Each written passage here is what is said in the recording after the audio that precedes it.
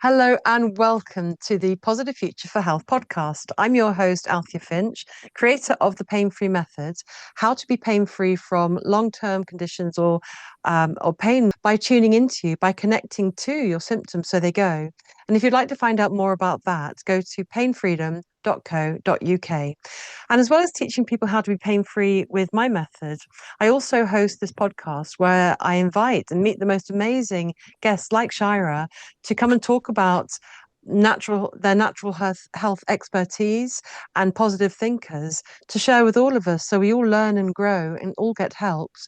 So on today's podcast, we have the amazing Shirah, who is a live and dry blood analyst and also nutritionist and naturopath.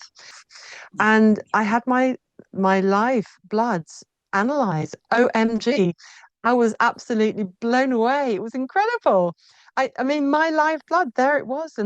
And one of your students, and she was talking about, I just thought these little blobs of blood cells going along, moving around as they do. I've seen the movies. And it was my blood. And it was like seeing a living part of me. Just was mind blowing. Effect on my blood. And there it was. My blood was saying, yes, Althea, we need you to eat this stuff, please, and not so much of that stuff, please. Well, of course, I had to get Shira on, and I'm so pleased she's come on. You're a very, very busy lady, and we had a chat before, but I'm so pleased you've come on. Shira, tell us about yourself. How did you get into all of this? What fascinated you about live and blood analysis?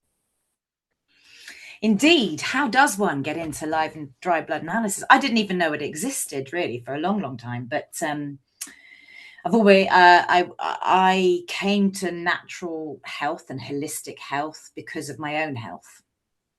I was very much involved in New Age. I was doing lots of.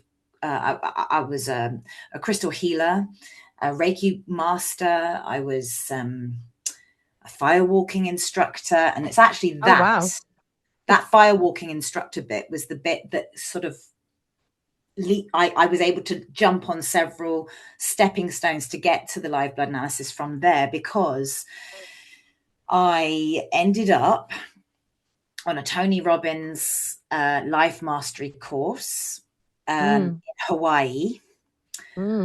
After having already been trained as a firewalk instructor by the person that trained him.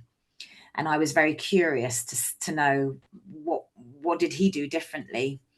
And I was really impressed with the whole retreat sort of space he held. And he had like 2,000 people. And one day we were doing physical mastery, and he said, right, you're all going to go through certain testing to learn about yourself and find out more about your own bodies and your own health so that you can guide yourself properly, which I was quite impressed with. And then you lined up and you entered this room, and there was a fleet of microscopists with their microscopes all waiting to take your blood and give you a little report. And that it blew my mind. At that point, I was really into nutrition. I'd already recovered from chronic disease. I had chronic fatigue syndrome when I was about 25.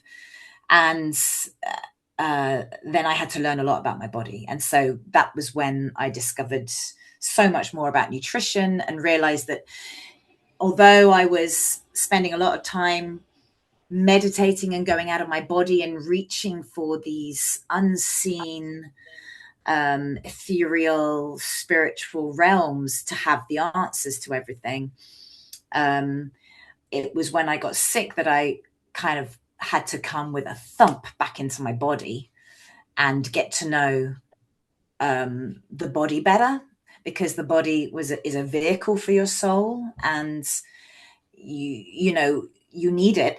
You need it. And when it gets taken away from you for whatever reason, and for however long, you really do have to pay attention to it. There's not a lot else that you can do without your health, physical health and mental health, actually, but they are connected. So yes, I was already on that path and learning a lot myself. I'd been under a naturopath in Australia. I was learning about iridology and other things. And they were teaching me a lot about natural medicine, natural ways of nursing yourself when it comes to things like using water as a therapy, using cleanses, using castor oil, using Epsom salts, using clay. So it was really brilliant to learn all these tools.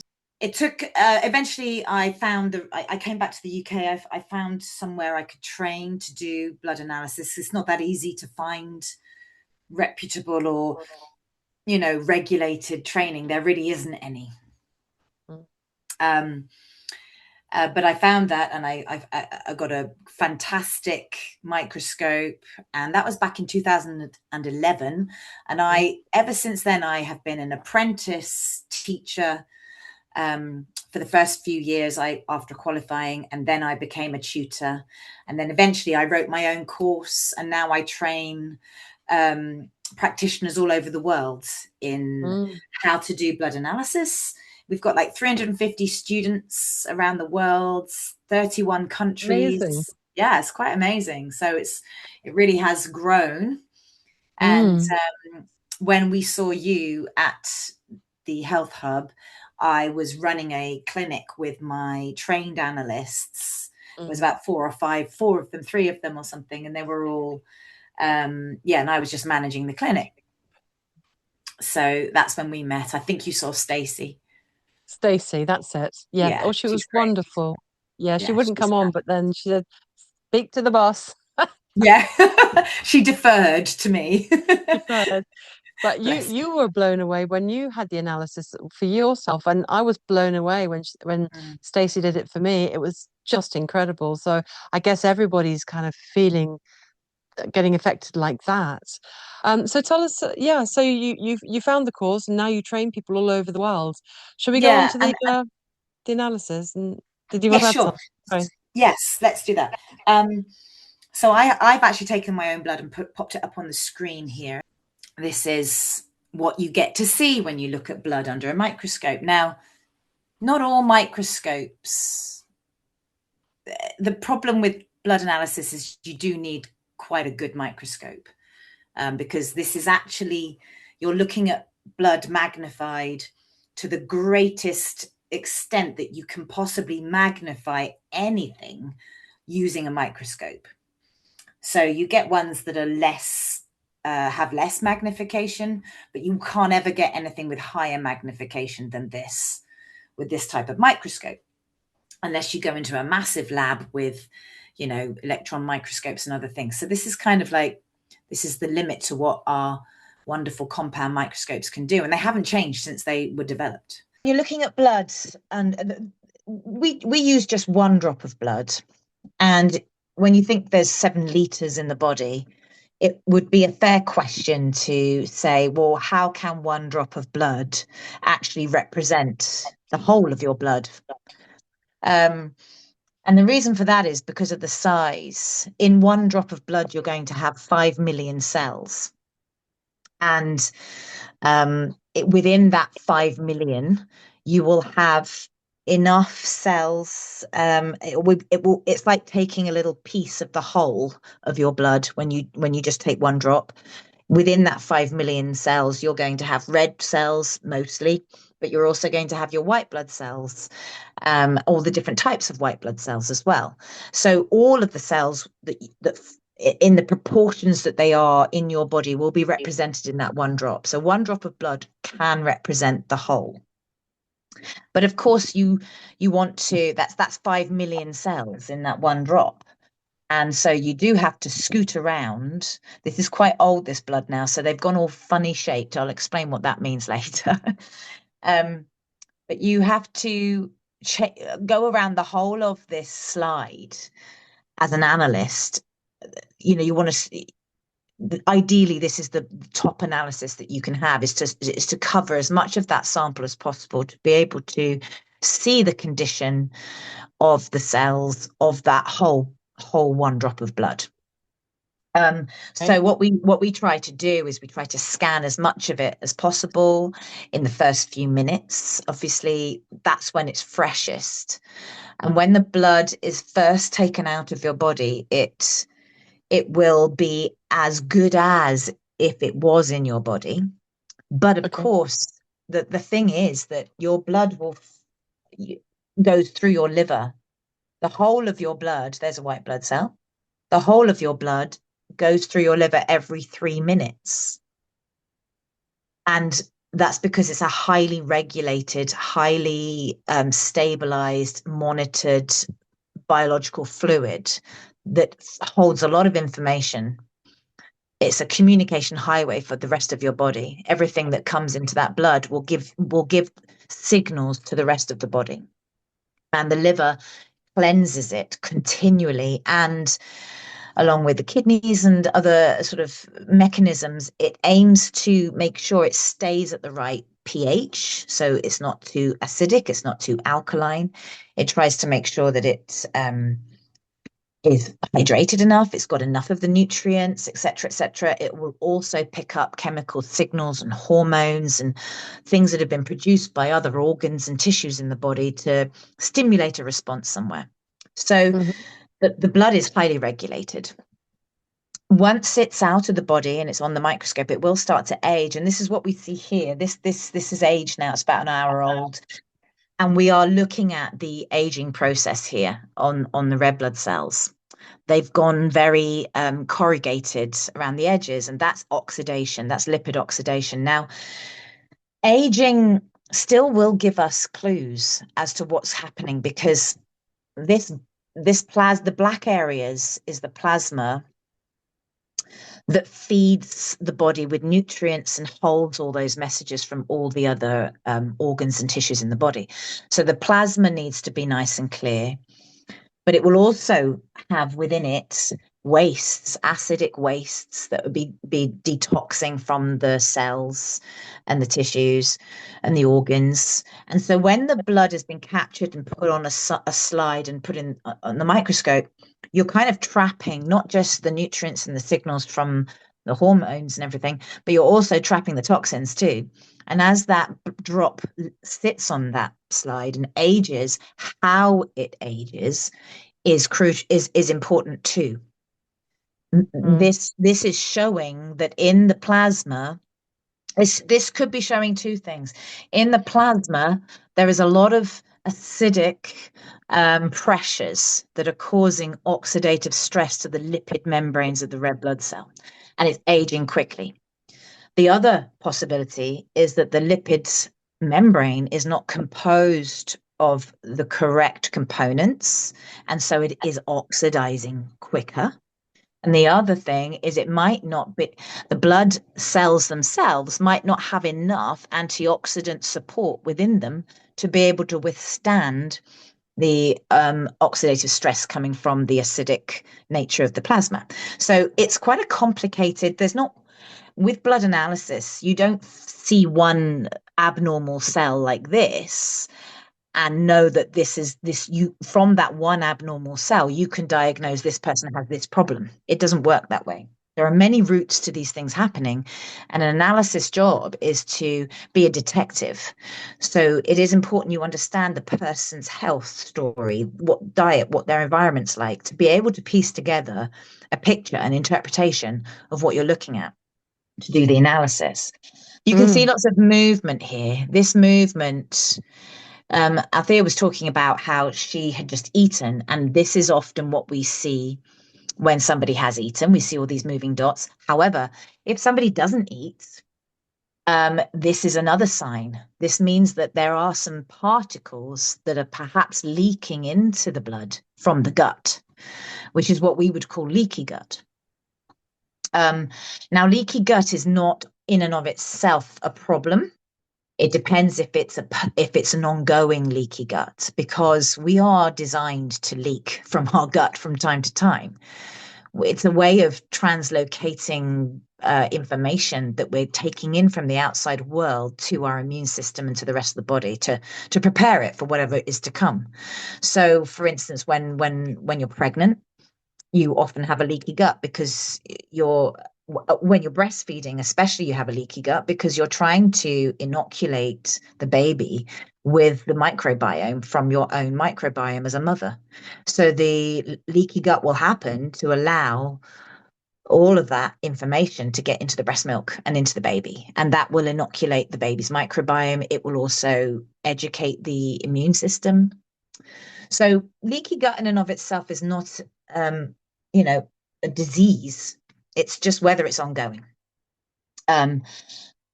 So again, you have to understand the person's symptoms and everything else to be able to know whether this would likely be due to leaky gut or is this due to a recent infection. Because when when you get an infection, your gut leaks as well.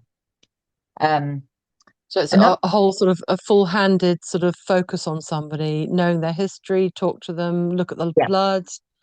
Yeah, it is. You really are a deep diver, detective, leave no stone unturned when you're an analyst, because these, and it's often incredible. I've often been amazed at how someone can come to me and I can read their history, their health history, and I can think to myself, based on my nutrition training, oh, they must have X, Y, Z. And so therefore I would expect to see this, this, and this in the blood. When I look at the blood, it tells a different story. And I've learned since practicing, you must always let the blood guide you rather than use your educational bias to assume something. Yeah, wonderful. It is what it is, isn't it? It is what it is on the tin. It is what it is. And there's a limit to what it can tell you. Here you can see it all moving. So the blood's sort of getting squished into little currents. And this does happen. It's a biological fluid. It's sort of vacuum sealed between two pieces of glass, but that creates pressure too. And so you will get these sort of holdups and blockages, and then you'll find that they will push through as they start to move. So these cells, they're more or less separated out. This isn't a particularly healthy looking picture. There's a little bacteria. Did you see that? I'll see if I can chase it down. It's not the healthiest of blood. I was hoping this is my blood. I was hoping it would look a bit better. But there's work to be done. And even for me, there's work to be done. It's never over. Constantly adjusting. And that is the body, isn't it? Homeostasis. It's constantly adjusting, rebalancing all the time. The job is never done. The job is never done. And that's one thing I learned about detox, was when I was looking at the blood and doing a detox. I did a 7-day one and it was quite intense, involving all kinds of things. And I followed my blood and I could see the toxins, because this we see in the dry blood. So we'll get onto dry blood in a minute. But I don't know how much time we've got, actually, if we can just carry on. But I followed my body after the detox, and the toxins were still coming out. And because I'd stopped the detox, which was just 7 days, like most programs, I wasn't still taking the sorts of things that would mop up the toxins because the detox had ended. But the body, as far as the body was concerned, the detox had not ended. It was still being stimulated because of what I'd done to keep releasing. But by then, because I wasn't taking the products that bind to the toxins and eliminate them, I was leaving toxins to circulate in my blood and settle elsewhere. And this really taught me that, this idea of doing a detox and do it over a weekend or a retreat or a 5-day or a 7-day, that's a myth. It's not so much it's a myth. It probably can kickstart a deep process, but we have to be mindful that process will probably continue. And you have to be very mindful of, well, what state is my body in before I started it? Because if you've got lots of heavy metals in your body and you go to detox them through a plan and you think the detox is over, but the body's still kicking mercury out into your blood, where is that mercury going to go if you're not helping it eliminate from your body? It could settle elsewhere and cause more problems. And this is the same for parasites. I learned a lot about that too, that you can try to kick out parasites and do what's advised, but it doesn't end there. It's really good to be mindful of that the body, what we think we do with all these detoxes and things like that. And bear in mind, this is just another marketplace, the wellness marketplace. People want to sell products that do amazing things, and they have amazing kits and this, that, and the other. And yeah, I'm sure those products do those things, but you've got to have a way of testing yourself to know, well, what is it doing to me, and how is my body responding, and is this the right thing? Absolutely, and I totally hear you on that one. And I know with like skin problems, for example. I mean, when I had my Stacey did my blood, I have fungus on my knee on my one of my toes, and Yeah, I was amazed that my whole system is dealing yeah, with an infection on one yeah, single toenail and yeah, just a little bit of fungus on it. And yes, I was like, are you serious? Like the whole system is being affected by one little toenail. yes. It So was, it is quite incredible. And of course, things like that, the toenail or the skin infection, what we see on the outside is just the tip of the iceberg of what's going on the inside. mm. And And so what I yeah, go sorry, on. Shara, I just wanted to complete that bit that sometimes, as you say, you can do things like, I don't know, like dieting or cleansing or whatever it is. But like Barbara Neal says, you can be doing castor oil packs for maybe 6 months. But if it's not enough for your body, you have to go through the full stage of process to have full change that you want. It might take several years, depending on what Yes, you're yes. experiencing. So this is a wonderful way to just check in now and again to see what is going on in your It is a system. wonderful way. Yeah. And I heard you mention something about parasites and how there were Yeah. these white things that Stacey was pointing out. So I wanted Mm. to touch on that because this is a very misunderstood area of blood analysis. And we have a lot of people that have like Lyme disease and other types of sort of parasites, systemic parasites, and they want to be able to see the parasites in the blood. It's really, really, really rare. In my whole career, I have not seen what you would typically call a Lyme parasite in the blood from people who are infected. So why would that be? Well, I think even laboratories know how hard it is to pick up parasitic infestations because by the nature of them, they cloak themselves. They cover themselves in biofilm. They make themselves invisible. Most of the time, these parasites do not want to kill you. They just want to live on you, and they will live quite happily alongside everything. But they do deteriorate your condition quicker. They accelerate it, and some parasites are very invasive. So parasites that Stacey was talking about were not necessarily these big parasites, but I can see this long string Hmm. and this long string here coming off Oh yeah. these red blood cells. Right. This sample would be potentially something that has become a culture for harboring other life forms because it is now aged. It's like a soup. A lot of the antioxidants and all the other things will have been used up. What you're left with is the debris, and this changes the pH and it changes the conditions. And this is what can happen in our body. We can have areas, not in the blood necessarily. This is why the blood is one of those places you probably wouldn't see actual parasites. What these are signs of the pH changing in and creating a different environment to allow the our own blood microbiome, the bacteria in our own blood, which is natural and normal. In all mammals, we do not have sterile blood.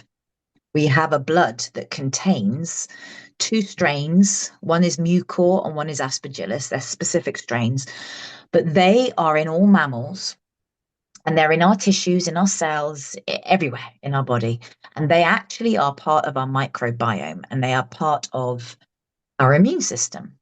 They work to help regulate our immune system and keep everything, yeah, trying to keep everything in the right condition. However, if we get sick, if we get diseased in some way, and here I just want to point this one out here because it's bouncing around. This is another form, it's another microbial form bouncing around in my blood. that's come from the blood. And here you can see some protrusions coming out of this red blood cell. And these will be forms as well, trying to come out. And these are coming off the membrane. So these are part of the regulatory symbiotic fungal forms that are part of our microbiome. And when the terrain, which is the environment that our cells and our body swims in, changes and becomes a bit more unfavorable to a certain form of those microbes, they will morph and develop into a new form. So most bacterial and fungal forms have a cycle, and they will go from the smallest level to the highest level. And this can happen in our body. And in fact, when we die, it's these bacteria forms. Oh, look, they're connecting to each other here. It's these bacterial forms that rot us from the inside out. Because once we die and we're no longer regulating the pH or doing any of that, we create a different environment. And it's the same when food goes off. You can see it, food looks fresh and then it ages and you can see mold appearing. Well, it's the same for us, However, our blood is usually in our body. This wouldn't happen in our body. It's only because it's aging, but it's telling me that somewhere in my body, in the tissues and elsewhere in the organs potentially, I have some shifting of the terrain that's making it more viable for fungal forms to live and grow. And as they grow and develop somewhere in the body, they will use up my resources to help them grow. And it's my immune system that has to fight them back. And even the lower forms of these fungal forms, when they're in their regulatory form, they actually will mate like how bacteria do it or fungal do it. I don't know. It's not how we do it, but they mate with the higher regulated form, the higher form, to bring it back down to a regulated form. I don't know if that made sense. So basically, we can have a whole community of the lower forms, the more symbiotic forms of these strains, that will go out and seek out the higher forms and mate with them to bring them back down. And as long as we've got more of the regulatory symbiotic forms, we will always be able to win the battle. But we can, obviously, when we're sick or if we're not looking after ourselves properly for whatever reason, we can end up with a deeper, more chronic disease, and that bit of our immune system, that microbiome, gets overwhelmed. And what about intention and spirit and happiness and liking yourself and all that kind of stuff? Does that play a role? That's what I'm feeling when you're talking through all this stuff. Yeah. There's a whole life going on within, but what do you think about that little lot?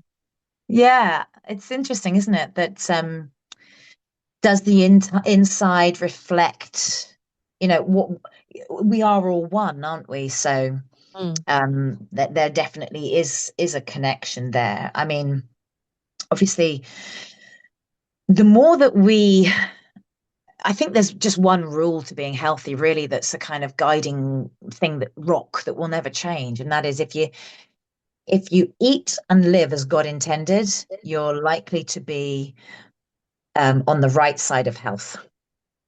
And so anything that gets denatured, taken away from nature, is going to push the needle the other way.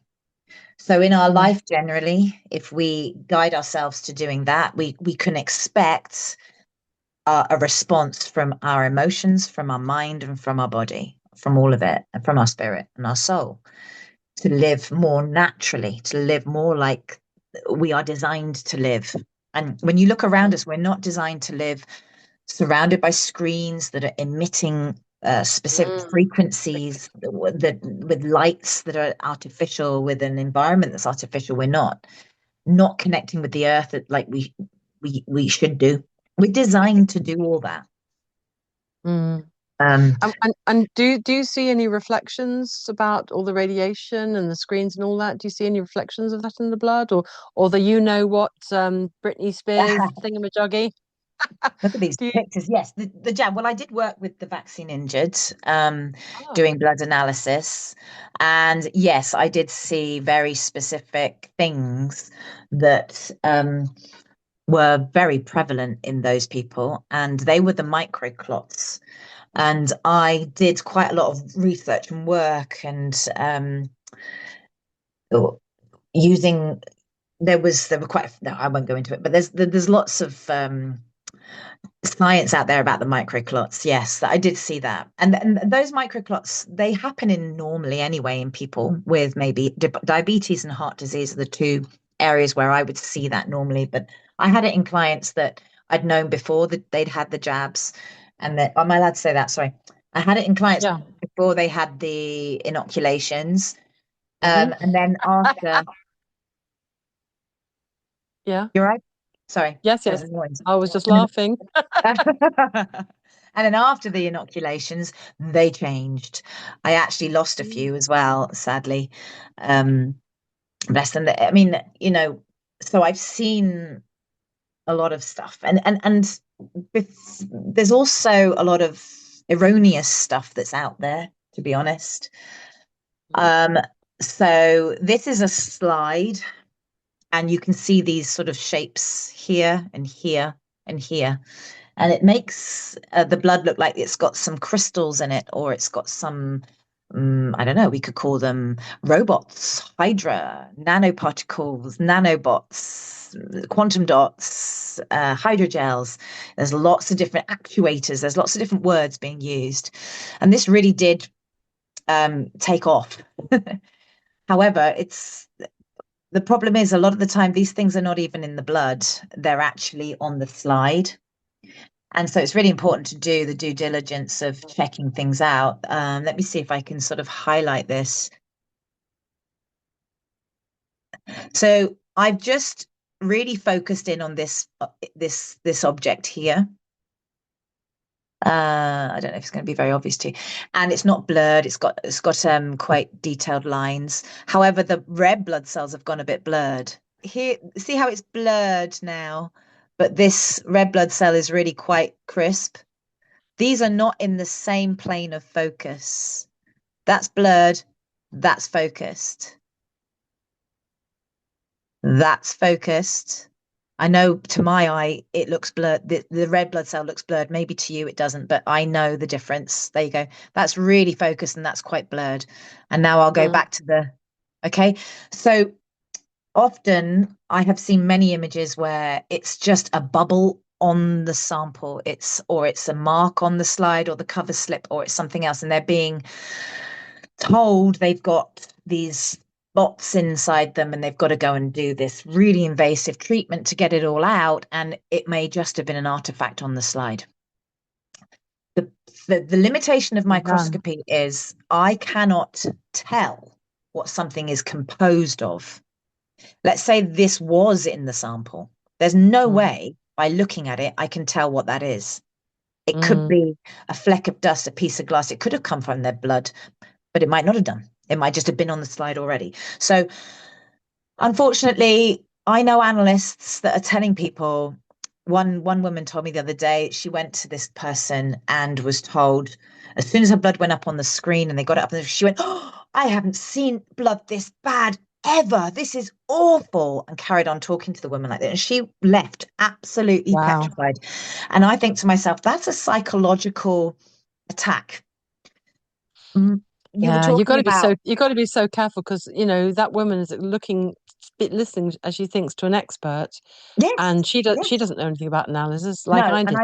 I know that person was not trained by me. I know that person was not really trained properly. I know that person did a 2-day course and got a certificate and is suddenly now pointing the shaman stick at somebody saying you're going to die because of these robots in your blood.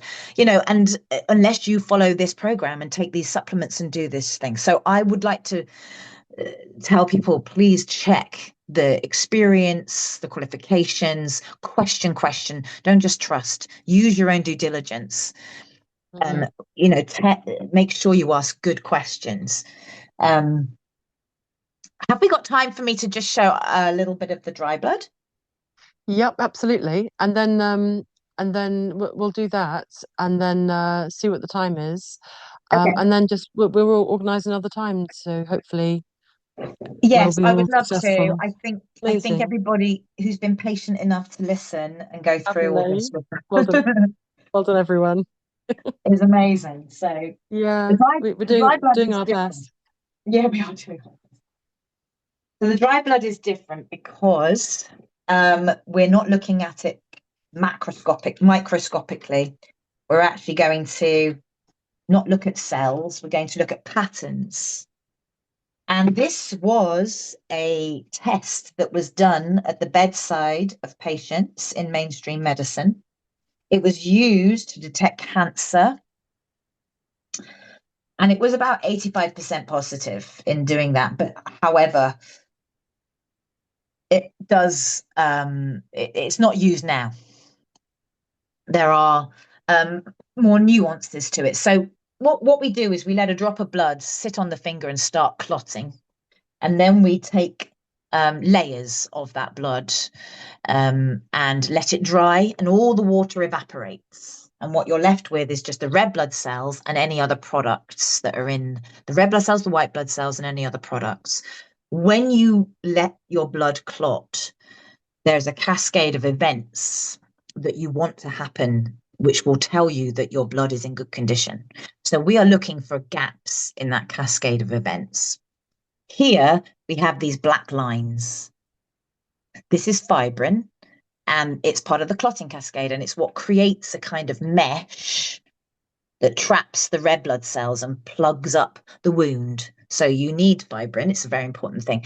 What we really want is this fibrin to be across the whole of the layer, but there are these gaps, and the gaps are slightly white. And these white areas is a liquid that's a byproduct of oxidative stress in the body. And nearly every disease, nearly every bit of your health is in the balance of oxidative stress. It's how much oxidative stress your body is producing and how much it has the capacity to quench the oxidative stress with antioxidants.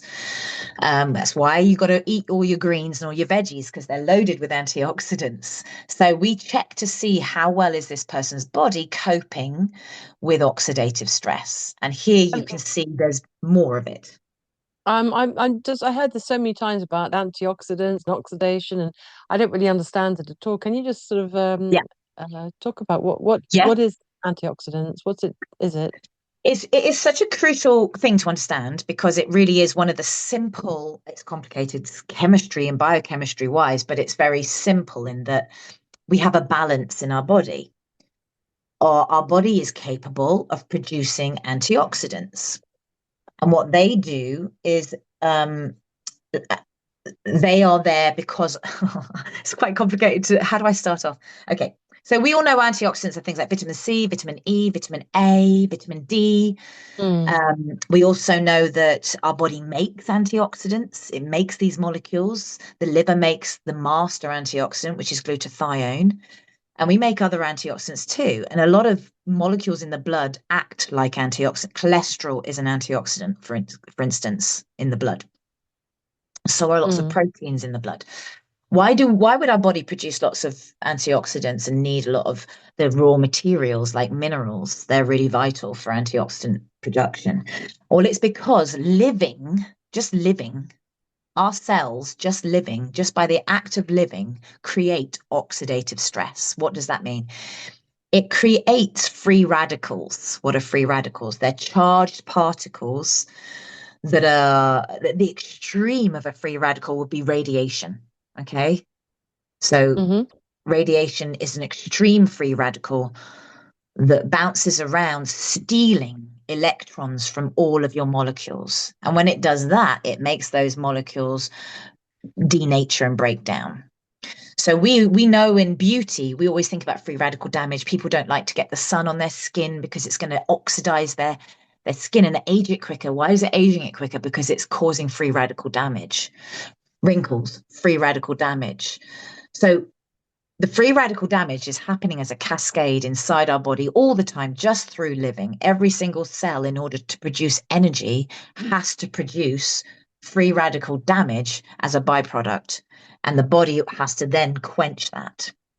People with something like chronic fatigue syndrome, or people that get really fatigued really quickly, there is a belief that what's happening is they have a limit to how much they can quench oxidative stress in the cells. And the cells have a limit. They go, if they realize they don't have enough antioxidants, they literally will just shut down. They will stop producing energy because they don't want to kill themselves. We breathe oxygen. The blood delivers oxygen because the oxygen is the fuel. The oxygen is the fuel that allows our cells to create energy, and it quenches oxidative stress. So oxygen is really important. So if your blood does not deliver enough oxygen, you know you're probably creating a lot of oxidative stresses anyway. But if your diet doesn't include all the raw ingredients, you're going to be creating more oxidative stress than your body can produce. If your liver is a bit backed up with toxins because your lifestyle or whatever, you've got heavy metals, you've got this, you've got that, you're drinking dirty water, it doesn't matter what it is. But if there's a lot of toxins in the body and the liver's a bit blocked, it can't produce enough antioxidants. So there's many routes to how we can end up with this imbalance, too many oxidative molecules and not enough antioxidants to quench those oxidative molecules. So what can you do? Because we know that the water's being, stuff in the water and the chemtrails and the radiation around us, everyone's on their phone. So there's a lot of bombardment for the body.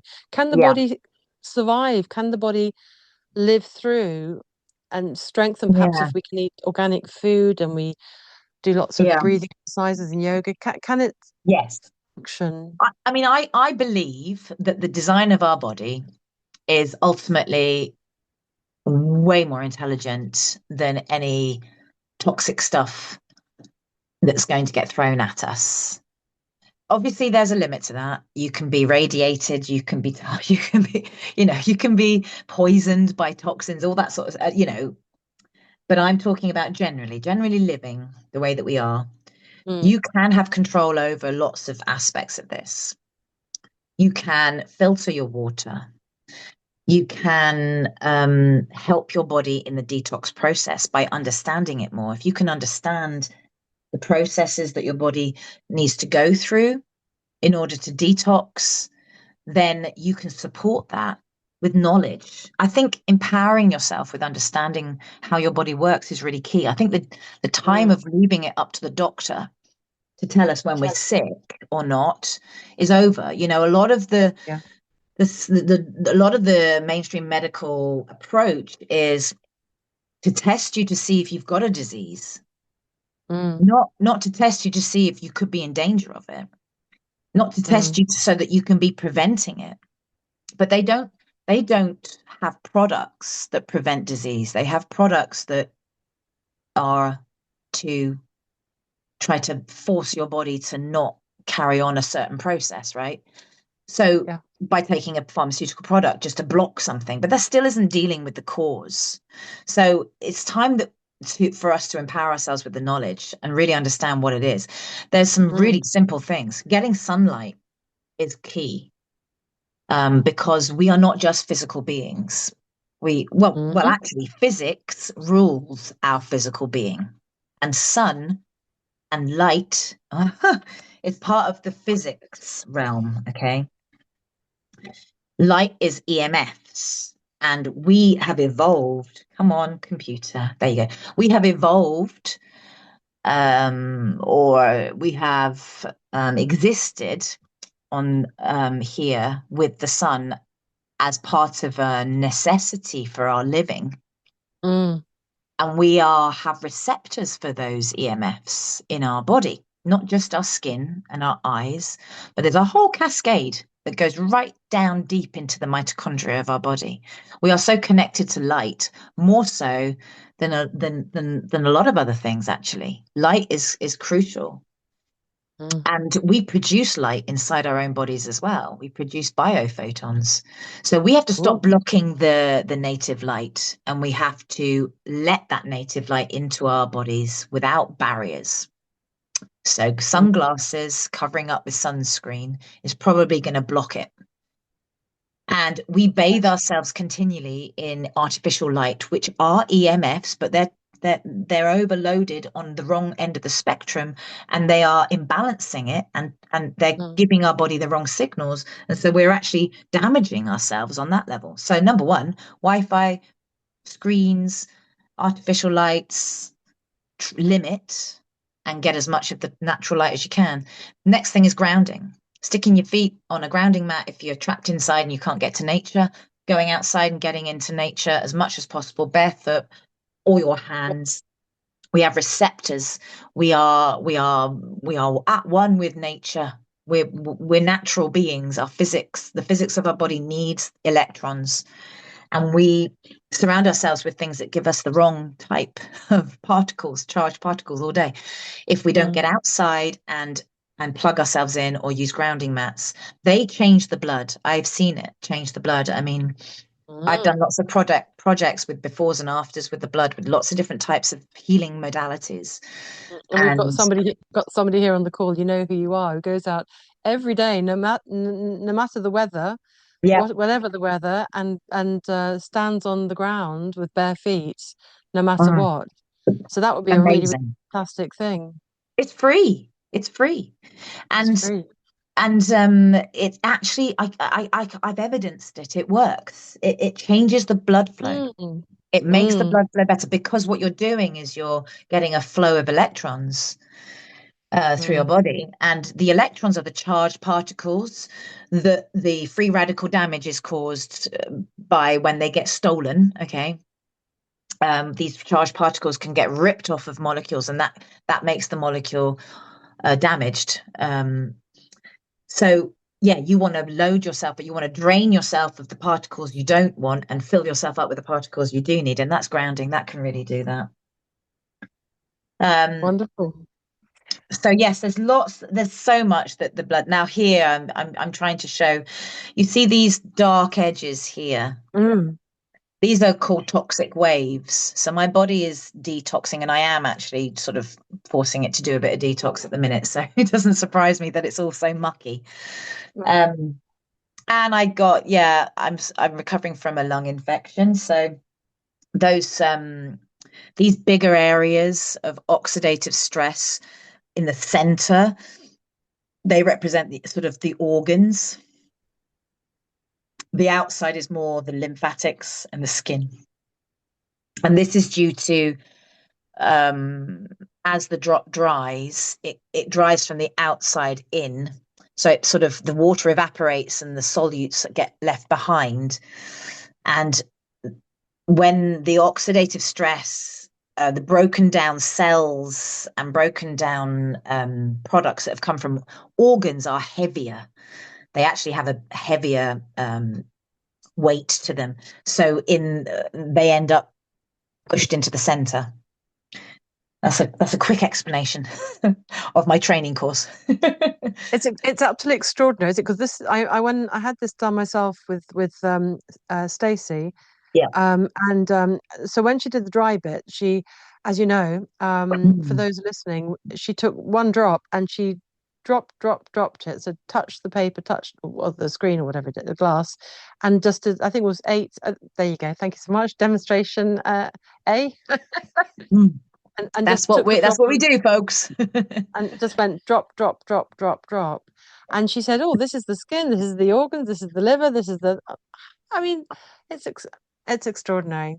It is extraordinary, and it is backed by science. It's not something that's been made up. Yeah. And the problem is, of course, there are lots of people that are not trained very well. And so, you do get this sort of pseudoscience aspect. And that's why I wrote my own course, because there was so many discrepancies and things that just I didn't think were right, and I had to change them. I'm trying to see if I can find an example of a before and after treatment. And whether this really is going to illustrate. Okay, yeah. So now, one of the things that I advise clients to do are enemas. And these are especially a coffee enema, because the coffee enema does something that no other treatment can do. And it actually makes your the liver and the bile tract dump toxins into the bowel. So when you're doing a cleanse, often the coffee enema is part of that, because you're forcing your body to detox things, but you don't want it to settle somewhere else in the body. So how do you push it out and actually get it out of the body? Well, an enema, a coffee enema, is the way to do that, because you literally will your bile, and which is where all the toxins kind of settle, and the liver is part of the detoxing process. It literally contracts and squeezes out the toxic bile and dumps it into the bowel, and you just get rid of it. You eliminate it straight away. What the body normally does is recycle the bile. So you don't want to give the body a chance to recycle those toxins. So a coffee enema is brilliant at that. And this is a before. Now you can see where I was talking about the fibrin web and how you need it all connected. This is a much better view of the fibrin web. That's quite strong. That's before, and this is after. And actually, to me, the blood has now become clearer. It's a slightly different tone, and it will become more obvious. I'll see if I can keep finding areas. So this one's a bit weak. It's looking a bit pale. It's a bit grey, a bit tinged with grey. And then after, it looks like this. And you can see how red it is now. Hopefully you can see that. I'll go back to the other one. It's quite grey. And now afterwards, it's gone quite red.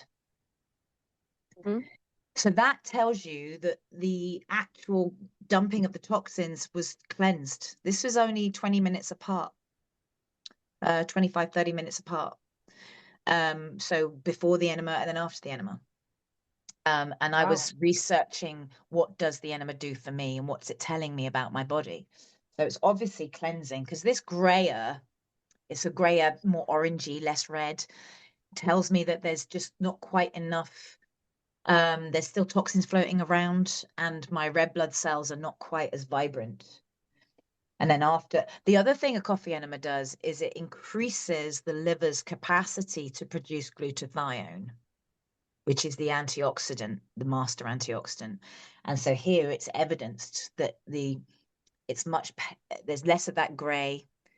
It's much pinker, which tells me the blood's been cleansed. That's the blood being cleansed. Just by a coffee enema. Just by a coffee enema. Now, there's other things you can see in the dry blood, and it's these little areas here, and these are evidence of parasites. When there are parasites in the body, there's a chemical that gets produced between the white blood cells and the parasite, and it does something to the fibrin as it develops in the layer, as it dries out. It creates these kind of fuzzy crow's feet patterns in the layer. So sometimes I don't know if it's going to have got rid of it, but there's less evidence of parasites now, but there's also less toxicity. Okay, it's still pink. It's got the grayness is gone. Oh, it'll come back. The grayness went, and then it all went black. Come on, computer. There you are. Thank you. As we get down into the sort of the later layers, the smaller layers, it probably doesn't change quite as much, but I follow a lot of clients through various treatments. And actually at the Health Hub, I did the pulse electromagnetic field therapy befores and afters, and that was fascinating. So I've got lots of amazing research that shows how someone's body was before they did the treatment, and then what did the blood show after the treatment. And it's really helped guide. I followed a lot of patients that were suffering from cancer, and they were doing ozone therapy, and I was following them through ozone therapy. So they were getting nutrition as an extra, but also they were getting advice as to, what to keep going with the ozone and whether to stop or whether to keep going. And the ozone was amazing. Ozone therapy was unbelievable. And to see the changes before and after, quite incredible. I might even have it there. I guess it's reinvigorating the blood and the energy of a person. Well, the thing, we were talking about redox. Um, and the thing about ozone therapy is you think that what you're doing is you're flushing your blood with lots of oxygen, which you are, but you're also but oxygen is O2 and ozone is O3. So it's got an extra little oxygen floating around. And that single oxygen is a free radical. So it's actually damaging. And the premise of this is that you take the blood out of the body, just a little bit, you put it in a chamber, you flush it with the ozone. Immediately, the oxygen will separate and fill the red blood cells. So the red blood cells will become boosted with oxygen. And then that singlet oxygen bounces around in the blood, causing trouble, but the blood won't let it. The blood is designed to immediately quench it with all of its antioxidants that it has floating around in the plasma. So that bit of blood then goes back into the person's body, and it doesn't have the single oxygen free radical bouncing around in it, but it's got lots of its own molecules that have latched onto that oxygen and now has become a signal to the body to say we are being attacked by singlet oxygen free radical damage. Make antioxidants now. And it triggers the body to make antioxidants. And that's how ozone works. You increase the oxygen of the blood, but then you also make it produce antioxidants itself. Okay, so we are going to take some questions. If anybody has any questions, would like to speak to Shirah directly, just you want to wave your hand or put your digital hand up, and then we will bring it to a close after that. So if we can take any questions, that would be great. While we're waiting for some questions, Yep. you can come and see me this Sunday. I am running a pop-up clinic at the Health Hub again at the College of Naturopathic Medicine in London. So there's myself and another analyst, and we will be doing appointments there. You just need to find your way to my website, click on the link and book in. Yeah, and just say the name of the website right now. It's www.vitalize-nutrition.co.uk. www.vitalize-nutrition.co.uk. And if anybody's interested in becoming an analyst or finding out more about it, you can go to our live blood analysis training.com. Let me just check. Yes, live blood analysis training.com. And that's our training website. You can contact me through either way. Just ping us an email. Yep, and I'll put all the contacts and the links in the show notes, and that'll be on my website by tomorrow. Yeah, do get in touch with Shirah, or if you are going to get your blood analyzed, make sure, as Shirah says, make sure they are very experienced. They haven't just done a couple of weeks course or something, but they really know what they're talking about. And as you can hear, Shirah comes from a long line of being drawn into this field, and is a naturopath, is a nutritionist, has done many other things. So please be careful who you get help from, or get in contact with Shirah and find out more. And you know who you're talking to now. And yeah, so are there any questions? Anybody want to ask directly to Shirah?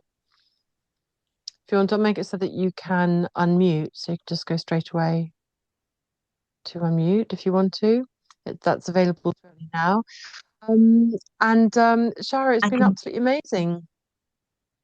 Yeah, well, I'm sorry about all the technical issues, but I would love to come back and do it again and get it set up properly. But there is so much more that blood can tell you. It's too much to discuss in just one little podcast, one wonderful podcast. But if you're curious about whether it can help you and whether you could get some really good information out of it, then just email me and I'm happy to answer any of your questions. Fantastic. If you can just say your email now, and then I'll put it with the notes, but just so everybody on this call. Sure. My email is info@vitalize-nutrition.co.uk. Is that right? Yeah, that is right. Sorry. Perfect. So, and as I said, I'll put all the links to the show notes. So we'll bring it to a close then. If there aren't any questions, Sarah, did you want to speak? You've unmuted. Did you want to speak to Shirah? Oh, have I? No, I've just by luck I clicked on stuff and I missed it. But I'm glad that if other people have technological issues as well. And it's so amazing. And I'll catch up. I will catch up and I'll drop you a message because I think that's really interesting. Thank you, Sarah. Fantastic. Thank you so much, Sarah. And yes, I'll clean up the recording. And as Shirah said, she'll come on again so we can have a really good look at those blood cells, because it's just amazing. It's amazing. So I hope you've got a nice sort of sample of it so far. Shirah, thank you so much for coming on. It's just, it's so clever and extraordinary. Thank you so much for sharing what you could there. And we sorted it out at the end, so we had a good gander at what you're doing there with the cells and the bloods. And thank you so much. Thank you everybody for joining us on today.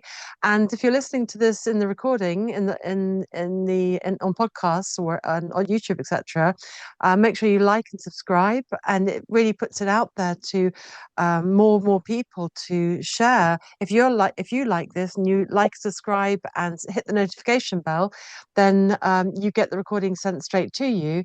And of course, more people can hear about this amazing information and all about blood analysis. So I'd like to leave my guest with the last word, Shirah. So how would you like to leave everybody this evening? I would like to say, you know your body better than anyone. It doesn't matter what experience, knowledge, or letters after their name they have, or certificates. Number one is you know your body better than anyone. You live in it, you feel it, you know all the ups and downs it goes through and the whole of your life history.